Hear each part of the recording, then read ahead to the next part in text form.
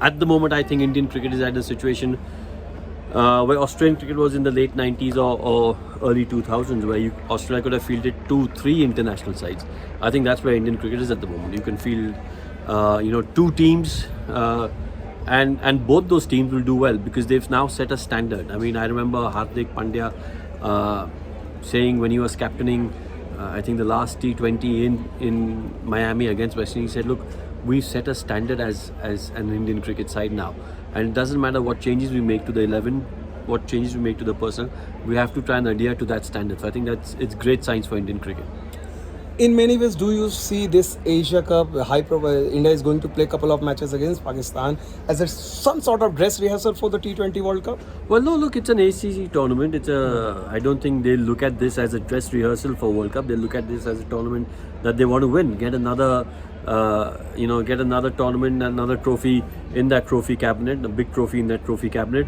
So they won't be looking at this as a dress rehearsal in terms of, we'll see a lot of experimentation as we've seen in the past. Like, say for example, Avesh Khan being given that last over in that game against West Indies when Bhuvneshwar Kumar was there. But that was the Indian team trying out something for the future. I don't think we'll see too much of that in the Asia Cup. We might see it in games against Australia or South Africa that are going to come in the bilateral series. But in a tournament like this, I think they won't treat it as a dress rehearsal. I think they'll treat it as a tournament that they want to win. Specifically talking about Rohit Sharma, the new captain, and Rahul Dravid, the new coach, ever since they took over post T20 World Cup last year, what is the one specific change you have noticed in this new team management, captain coach? Well, I think there's. Look, honestly, I don't know what in the last 2 years. I'm not privy to what's being spoken inside the dressing room with this team management or the previous team management. But from what you hear from players and in their interviews, Dinesh Karthik said this is a far more relaxed, far more calm, composed environment.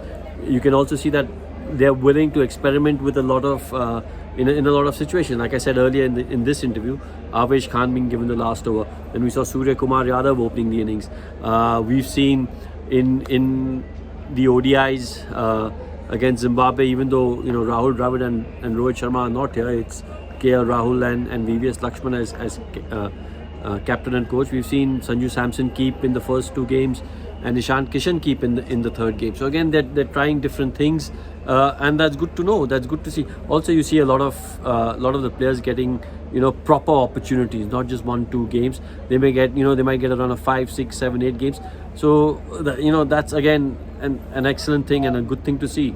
So how much do you think, as you just spoke about players getting a longer run regardless of their failures or achievement, how much do you think this is Rohit Sharma template or Rahul Dravid's template of handling players?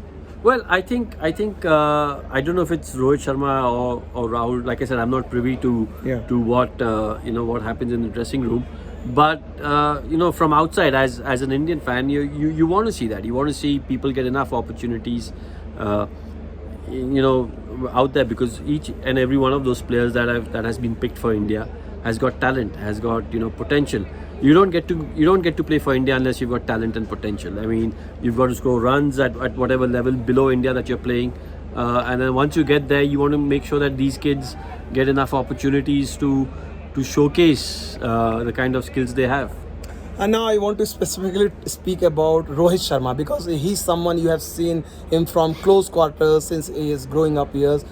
I haven't actually. I used to play for Bengal. He used to play for Mumbai. So I haven't seen him from close quarters. I mean, I wish I could say I've seen him from close quarters, but I haven't. But he comes from your city, Mumbai. I've spent when he was playing for Mumbai, when he made his debut, I was playing for Bengal. So in his formative years, I've been in Bengal and he's been in Mumbai. So I've seen him obviously out there playing for Mumbai, playing in the IPL, playing for India, and just like everyone else, I've been amazed. And his leadership, I just wanted to, because batting, we all know that much it has to be, because in many ways it's a different kind of leadership brand coming out from Mumbai school of the cricket. What do you mean different kind of leadership brand? In the sense, very aggressive. That is what I'm trying to.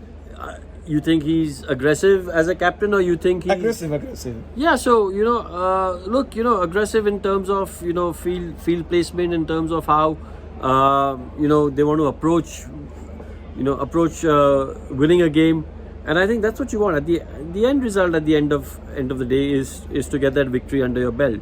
The end justifies the means. So whether he's aggressive or whether he's laid back, if he gets the results that that he has been getting so far, whether it's been in the IPL or in his short tenure as a captain, we're going to be one happy nation, because that's what we want to see. We want to see India win. So look, if he keeps getting the results, it's great. My last two questions, Rohan, before I let you go. One, obviously, everyone is talking about the high-profile India-Pakistan contest, and suddenly you don't see Bumrah. Obviously, has been ruled out, and now Shah Afridi. Pakistan were banking a lot. How do you look at his absence? Well, I think it's evened out, hasn't it? I mean, we don't have Bumrah playing, and they don't have Afridi playing, but I think it's still going to be a high-quality game. Look at the batters that are there on either side, India, Pakistan. Look at the bowlers that will be on display. Two high-quality cricketing nations going head-to-head against each other. Look, it's going to be interesting. It's going to be riveting, and obviously, hoping that the result goes the right way, which is an India victory. My final question, Rohan.